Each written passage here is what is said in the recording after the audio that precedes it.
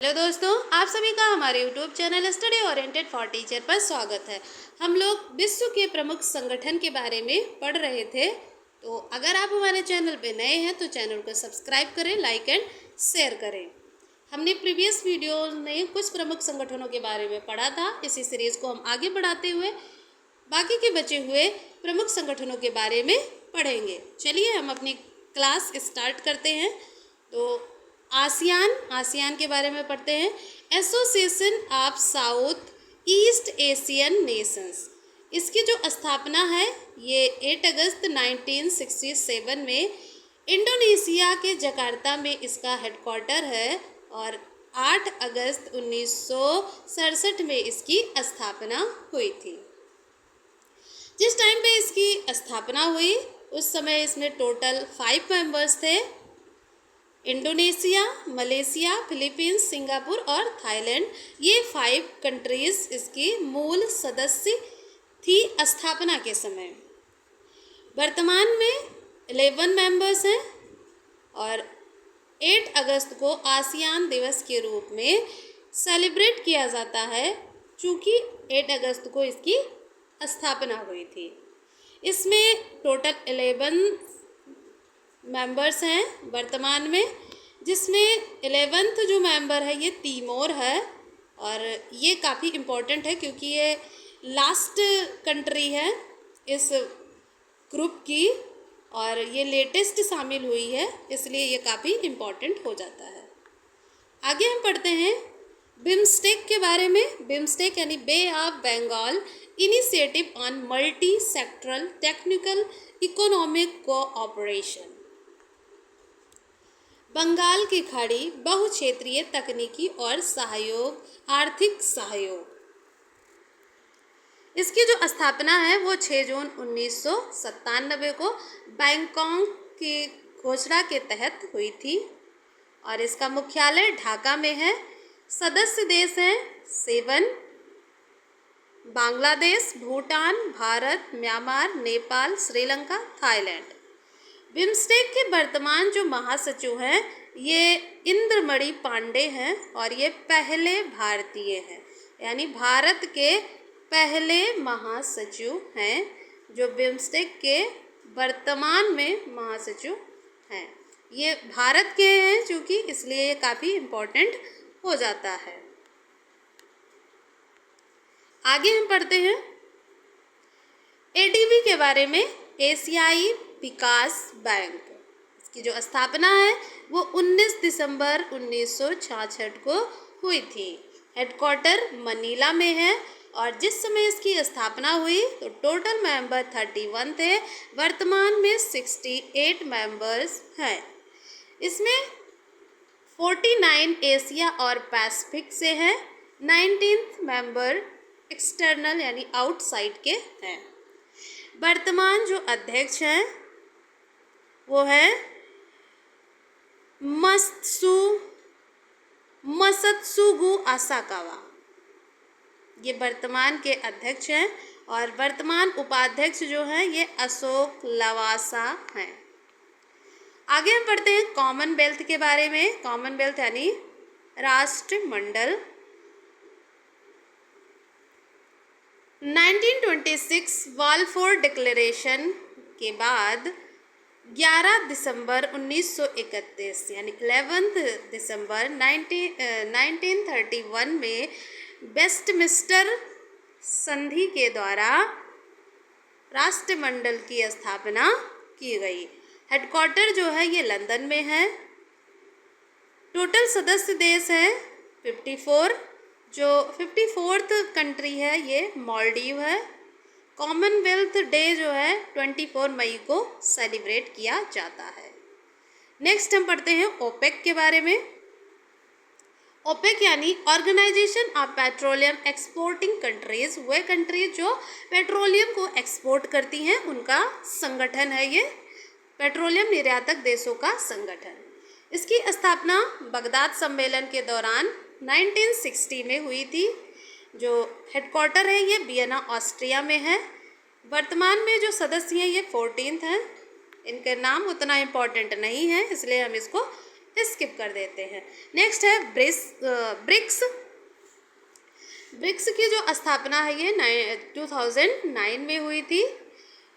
2010 में south Africa इसका member बना और इन 5 कंट्रीज़ ने मिलकर एक बैंक की स्थापना की जिसका नाम NDB न्यू डेवलपमेंट बैंक है। स्थापना हुई 15 जुलाई 2014 में। इसका जो हेडक्वार्टर ये संघाई चीन में है। B for Brazil, R for Russia, I for India, C for China, S for South Africa। ये 5 कंट्रीज़ ब्रिक्स में शामिल हैं और इसको R5 के नाम से भी जाना जाता है, यानी ब्रिक्स को R5 के नाम से जाना जाता है। ब्राज़ील को R5 के नाम से जाना जाता है।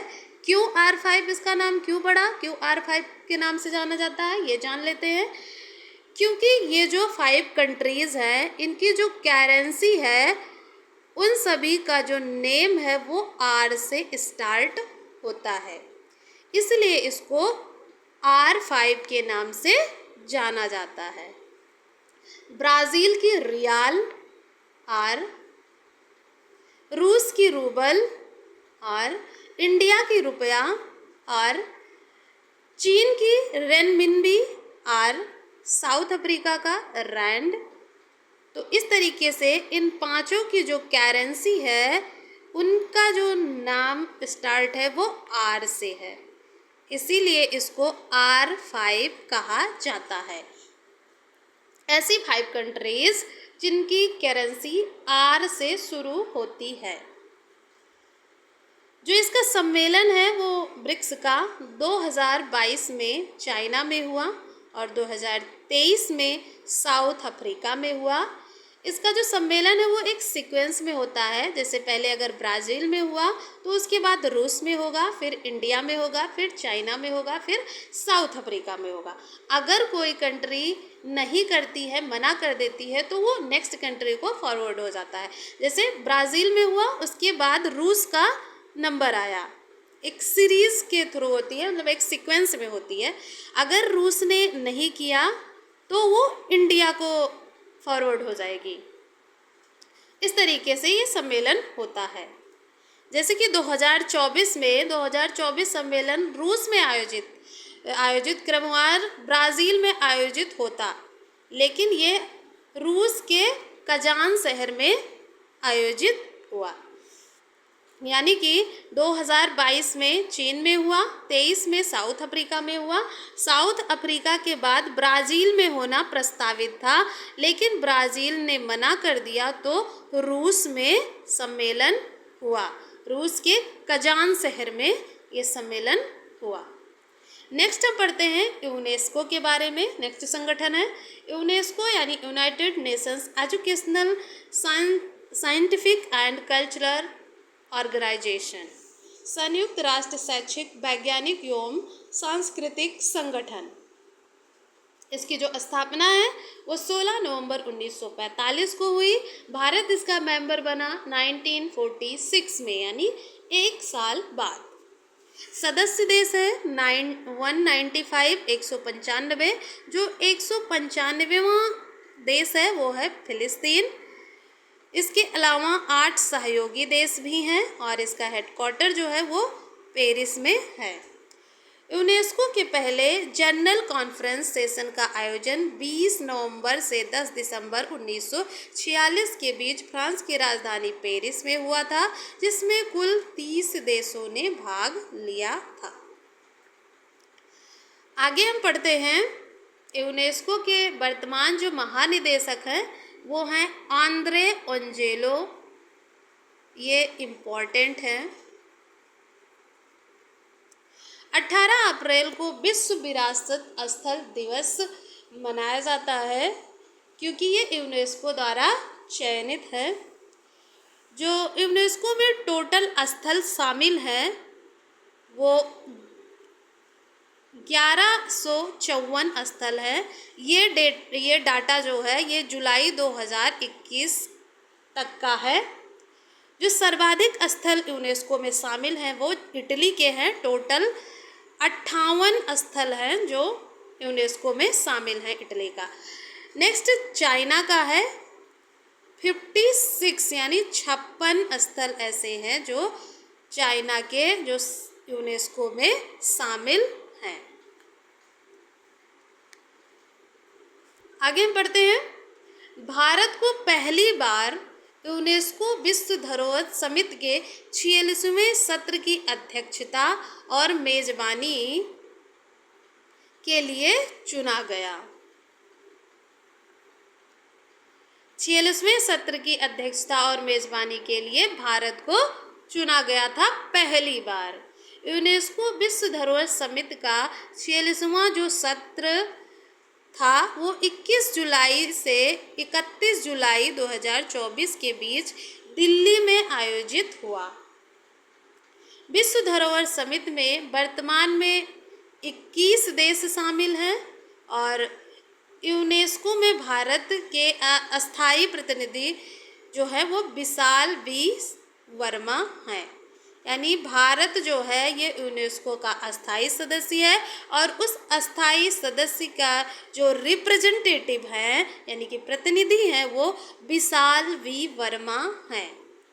यूनेस्को में भारत में यूनेस्को के द्वारा 42 विश्व धरोहर शामिल हैं। भारत के 42 विश्व धरोहर स्थल जो हैं वो यूनेस्को में संरक्षित हैं। यूनेस्को में शामिल पहला विश्व धरोहर स्थल इक्वाडोर का गालापैगोस आइलैंड था। आगे हम पढ़ते हैं G7 के बारे में। G7 की जो स्थापना है ये 1975 में हुई थी। जर्मनी, जापान, कनाडा जो कि 1976 में जुड़ा, अमेरिका, ब्रिटेन, फ्रांस और इटली, ये G7 मिलके बने हैं, इतने कंट्रीज। रूस जो है 1998 में ऐड हुआ और 2014 में क्रीमिया पर कब्जा करने की वजह से बाहर हो गया। यानी कि 1998 में जब रूस शामिल हुआ था तो ये G7 की जगह G8 हो गया था, लेकिन जब 2014 में रूस इससे बाहर हो गया तो फिर से ये G7 हो गया। 2023 में इसका सम्मेलन जापान के हिरोशिमा में हुआ था और इसकी अध्यक्षता जापान को मिली थी। नेक्स्ट हम पढ़ते हैं G20 के बारे में। G20 जो है ये 20 वित्त मंत्री और केंद्रीय बैंक गवर्नर्स का समूह है। जो ये G20 है इसमें 20 फाइनेंस मिनिस्टर और केंद्रीय रिजर्व गवर्नर्स का एक ग्रुप है, जिसकी स्थापना 1999 में हुई थी। 19 देश प्लस एक EU यानी यूरोपियन यूनियन कंट्रीज शामिल हैं। भारत 1 दिसंबर 2022 से 30 नवंबर 2023 तक एक वर्ष के लिए G20 की अध्यक्षता किया था। यानी कि भारत को एक वर्ष के लिए अध्यक्षता मिली थी। G20 2023 का जो सम्मेलन था ये नई दिल्ली भारत में हुआ और 2023 सम्मेलन के लिए भारतीय शेरपा जो थे वो अमिताभ कांत थे। आगे पढ़ते हैं AIIB के बारे में। AIIB जो है ये एशियाई अवसंरचना निवेश बैंक है, यानी एशियन इंफ्रास्ट्रक्चर इन्वेस्टमेंट बैंक। इसकी जो स्थापना है ये 2015 में हुई। मुख्यालय इसका बीजिंग में है। आगे हम पढ़ते हैं G4 के बारे में। G4 की स्थापना 2005 में हुई थी और यूएन में अस्थायी सदस्यता के लिए ब्राज़ील, जर्मनी, जापान, भारत, इन 4 देशों का ये समूह है और इनका जो समूह है ये यूएन में अस्थायी सदस्यता के लिए है। नेक्स्ट है G77। G77 के बारे में पढ़ते हैं, यानी ग्रुप 77। इसकी स्थापना 15 जून 1964 में हुई थी। G77 समूह विश्व के विकासशील देशों का एक समूह है। ये संगठन हालांकि संयुक्त राष्ट्र के शेष समूहों की अपेक्षा कम मजबूत है, परंतु विकासशील देशों के हित को आगे रखने वाला संयुक्त राष्ट्र में ये सबसे बड़ा समूह है। जो G77 है ये 77 विकासशील देशों का समूह है। इसके कार्यालय विश्व के कई शहरों में हैं, जिसमें जिनेवा, नैरोबी, रोम, वियना और वाशिंगटन डीसी प्रमुख हैं। जिनेवा में मुख्यालय वाले संगठन के 77 संस्थापक सदस्य थे, लेकिन तब से संगठन के अनुसार इनका विस्तार 134 सदस्य देशों में हो गया। पाकिस्तान के पास 2021 तक की अध्यक्षता है, यानी जो पाकिस्तान है वो इस समूह की सदस्यता 2021 तक ही सदस्यता नहीं, यहाँ अध्यक्षता है। पाकिस्तान के पास 2021 तक की अध्यक्षता है। आगे हम पढ़ते हैं रेड क्रॉस के बारे में। रेड क्रॉस की जो स्थापना है ये 8 मई को हुई थी। 8 मई को रेड क्रॉस दिवस के रूप में मनाया जाता है, क्योंकि 8 मई को इसकी स्थापना हुई थी। और 1863 में हेनरी ड्यूनेट ने इसकी स्थापना करी थी। इसके जो संस्थापक थे वो हेनरी ड्यूनेट थे। मुख्यालय इसका जिनेवा में है और इस संस्था को 3 बार नोबेल प्राइज़ मिल चुका है, 1917 में, 1944 में और 1963 में। अगला संगठन है इंटरपोल। इंटरपोल की जो स्थापना है ये 1923 में हुई थी। मुख्यालय इसका लियोन्स में है। इसके अलावा इसमें और कुछ इम्पोर्टेंट नहीं है।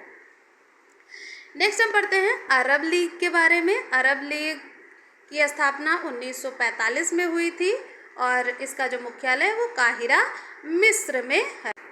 तो इस तरीके से हमने प्रमुख संगठनों के बारे में पढ़ा। आज के लिए इतना ही। बाकी जो बचे हुए संगठन हैं उनके बारे में हम नेक्स्ट वीडियो में पढ़ेंगे। तब तक के लिए जय हिंद।